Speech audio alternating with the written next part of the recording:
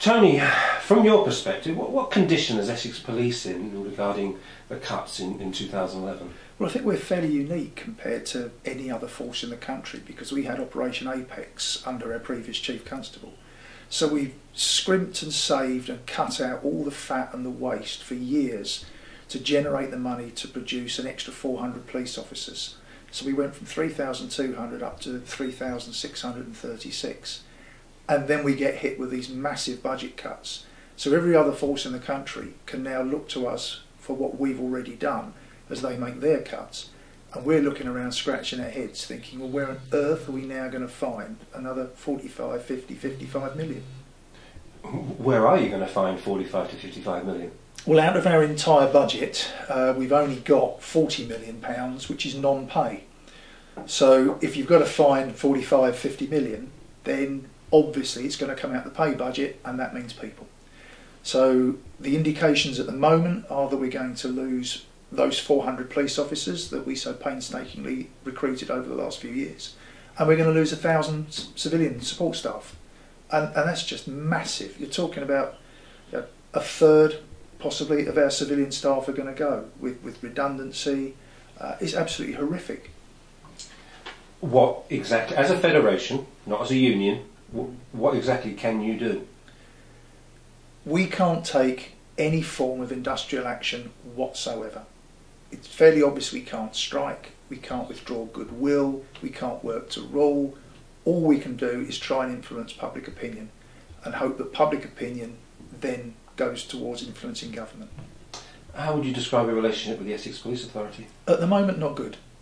But that's of their making.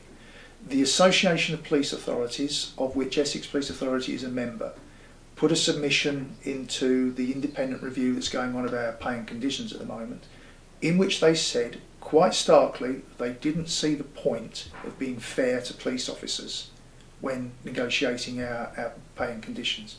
They don't see the point of being fair to us, knowing that there's absolutely nothing we can do in terms of any form of industrial action whatsoever. So we asked the Essex Police Authority whether they agreed with those remarks. They didn't answer. We asked them whether they would disassociate themselves publicly from those remarks, and they haven't answered.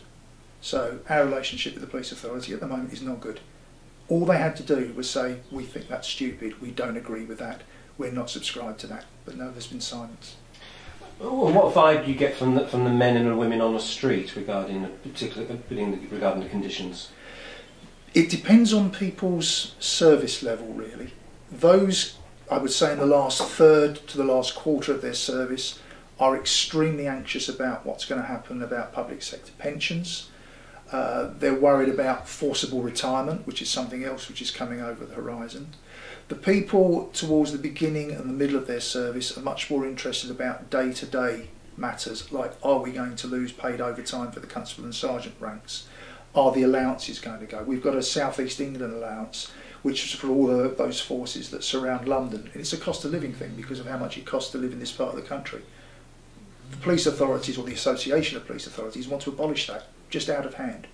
They want to abolish overtime, out of hand, with no compensation for it. So people are extremely anxious at the moment.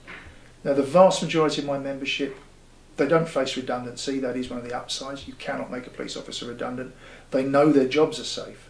It's the people towards the end of their service are particularly worried now they're going to be forced out.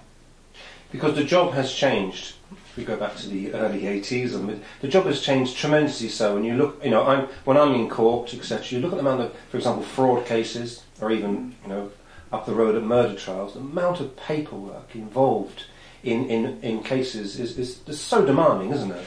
Well, I think if you go back over the years and look at the number of times government of whatever political hue has promised that they're going to cut police bureaucracy, and they never ever do. We've gone through all sorts of different ways of putting in files to the Crown Prosecution Service. They keep changing things, and then someone adds another form. We've had technology projects locally and nationally, and we've got bits of software which help. But the bottom line is there is a massive, massive paperwork burden on the police.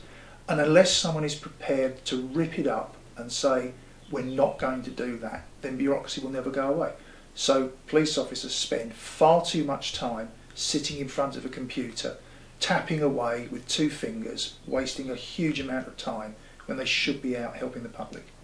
We've asked about your relation with Essex Police Authority. What about with the with the Chief Constable and the senior officers? What's your relationship there? We've got a really good relationship with this Chief Constable. In fact, we had a pretty good one with Roger Baker, his predecessor.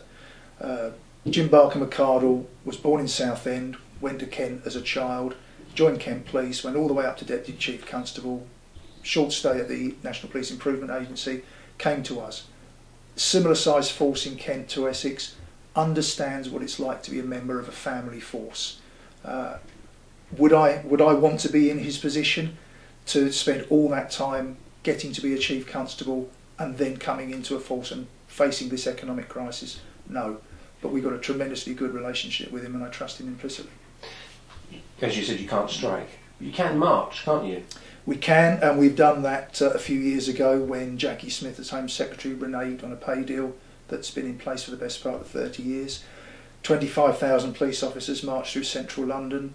There was no chanting, it was peaceful, good-natured, hardly an on-duty police officer in sight, just a few road closures to let us go past. That's the sort of thing we can do. What we fear is that public opinion has changed. Public opinion has been carefully moulded by government through the media so that the police are now just seen as any other part of a bloated public sector. But we are different, because if, God forbid, the fire service goes on strike, the prisons come out, whoever else, who are we going to turn to? It'll be the police. And our morale is being decimated by what's going on at the moment.